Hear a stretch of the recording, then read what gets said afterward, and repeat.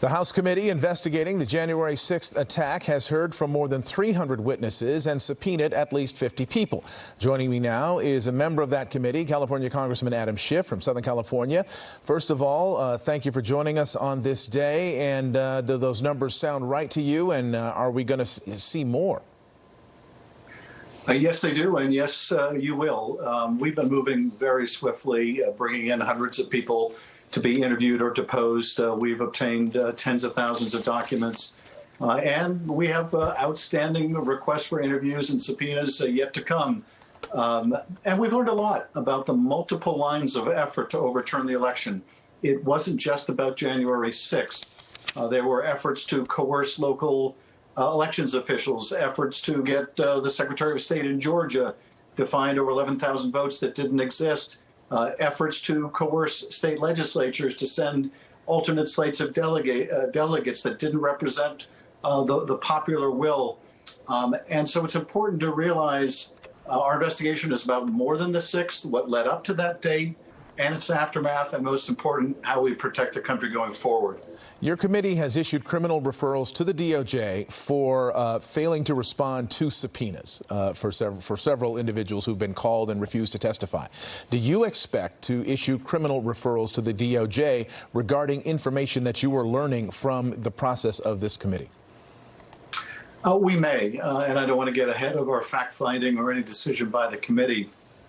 It's important, though, to note the Justice Department doesn't have to wait on Congress. Indeed, in my experience, apart from those rare circumstances where we refer someone for prosecution because they lied to Congress under oath, the Justice Department moves ahead quite independently of Congress.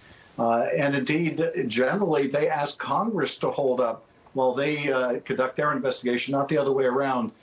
So I think it's important, as Merrick Garland underscored, that they move ahead and hold accountable people, not just those who were foot soldiers, but those who organized that attack on the Capitol, but also that justice investigate any criminal wrongdoing surrounding other efforts to defraud people, such as that by the former president to get the Secretary of State of Georgia to find over 11,000 votes that didn't exist. Mm-hmm.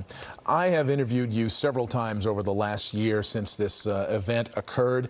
And one thing that I haven't had a chance to ask you about, and I want to ask you about it now, your thoughts on the Confederate flag being brought into the United States Capitol building.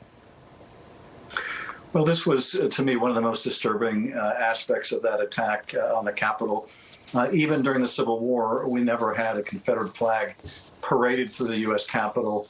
And what that said to me, along with the Auschwitz T-shirts and the other symbols of white nationalism, is this wasn't just a Trumpist insurrection. It just wasn't just people upset because they believed Donald Trump's false claims of election fraud.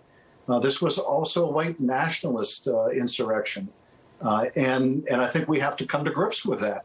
That's what was driving a lot of the people to come to the Capitol. Indeed, one common denominator among many of those who came from around the country was they lived in places where the white population was in decline.